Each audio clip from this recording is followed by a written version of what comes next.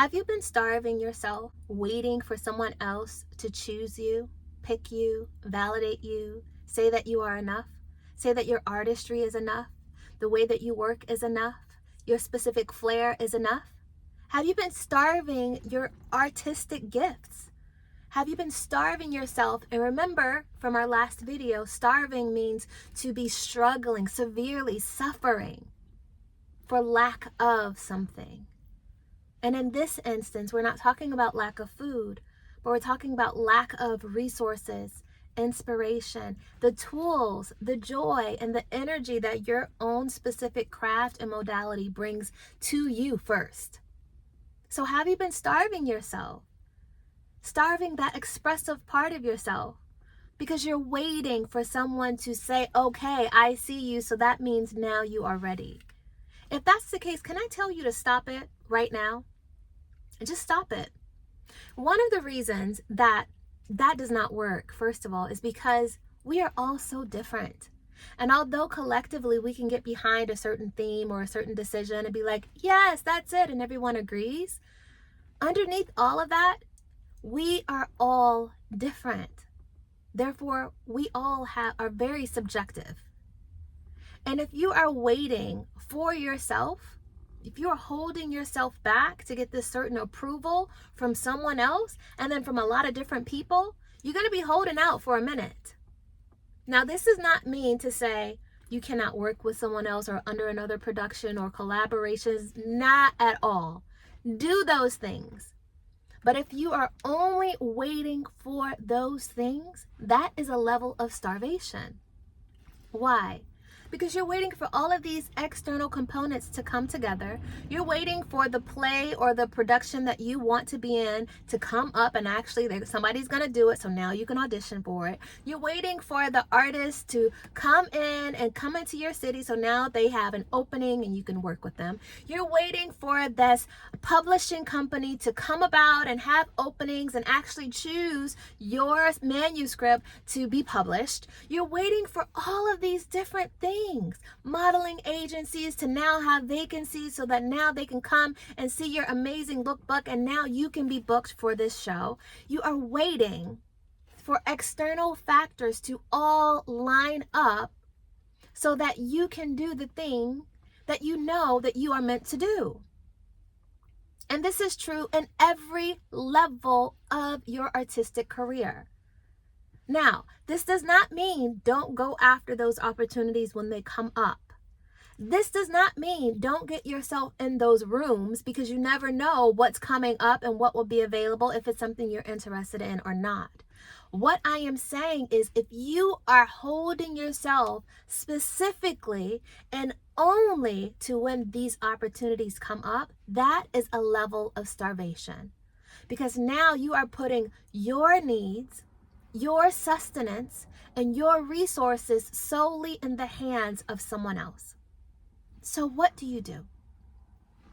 In our last video of this series, we talked about why being a starving artist isn't really just about the money first. Foundationally, it is about us.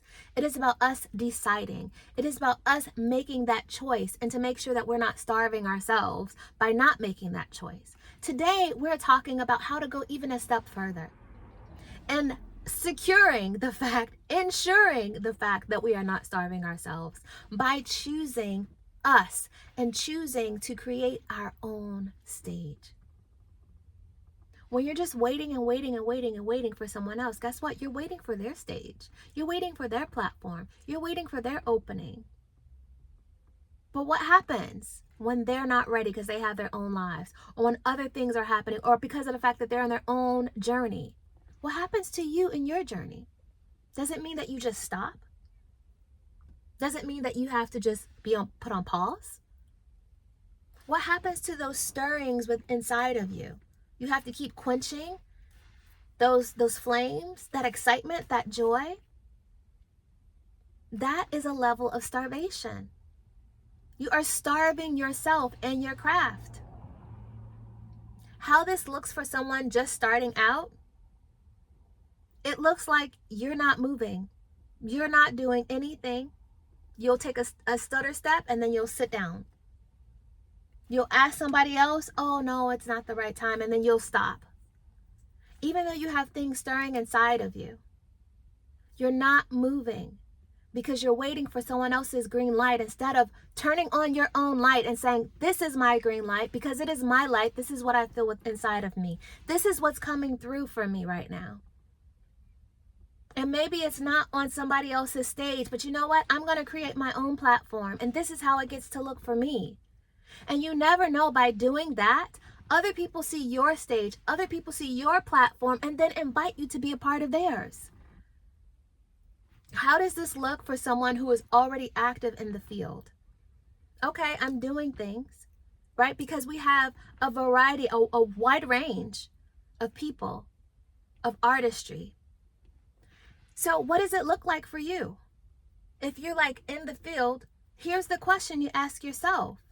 Okay, I'm in a production, I'm doing these collaborations, but there's other stuff like, oh, I have this idea for this book. Oh, I have this idea for the screenplay. Oh, I have this idea for this song. I'm really feeling the song right now. Let me write down the lyrics. Let me capture the melody. What are you doing with that? Yes, you're in a production. Awesome. You are on a shared stage. Wonderful. But what are you doing with what's stirring inside of you? Does this mean that you completely get to stop? Does this mean that you completely get to stop receiving inspiration? No, it doesn't. It means that you get to go deeper. And because of the fact that you already have an outlet for your creativity, guess what's going to increase more? More creativity, more ideas, and it will become this beautiful cycle of energy that's being filled throughout you. Now, when you are a part of this production or this collaboration, that joy and that energy is going to be so magnetic. You're there, you're feeling the energy of it, and you take that energy back into your own creative lab. Because now what? When you get home, when you get into your creative lab, now you have the energy of that to get back down to fine-tuning what you're doing, adding more chapters to that book, getting in the kitchen, getting on the dance floor, creating, choreographing. You have that energy to do it so now. Versus just being like, oh, I'm already in this, that's it. You get these intuitive nudges and you don't do anything about them. Oh, I have this, that's it. No, you allow yourself to keep going. How beautiful to be able to be on someone else's stage and then also simultaneously have your own. How beautiful is that? And full creation. Is there any starving there? Is there any starvation there? No, honey, you are abundant and overflowing. Right? And it just continues. The abundance continues. The gratitude, the thanksgiving, it continues. And it just more and more and more comes. Then you get to tell people who you're in production with, oh man, this is what I'm doing. Do you know how cool it is to be in collaboration or production or service with someone else in your field and they find out you're doing other stuff? Do you know they will come and support you? Do you know that they will be like, oh, dude, just let me know where it is, when it is. That is so freaking cool. That's how I am. I don't know what circles you've been in, but that's totally me.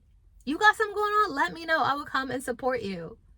I will come and be there for you. And that also inspires me in my own individual artistry. So this is the invitation for you. No matter where you are on this journey, ask yourself, have I been starving myself and my artistry while waiting for someone else to choose me, to pick me, to validate me? This is true in whatever your modality is, whatever area of your artistry is. This question is important. Have I been waiting on somebody else, starving myself? Suffering internally, turning down my joy, turning down my excitement, closing my ears to those intuitive hits because I'm like, oh no, I'm afraid, I have to wait, I'm already doing something, this should be good enough. No, it's like someone having a plate of food put in front of them And they're like, okay, thank you so much for this plate of food. I don't need any more food for the rest of the week. This one plate is going to get me through. If you use it very sparingly, it could. But why would you choose one plate of food when you can have multiple plates for the entire week? Like multiple plates out of each day for the entire week. Plus a refrigerator full.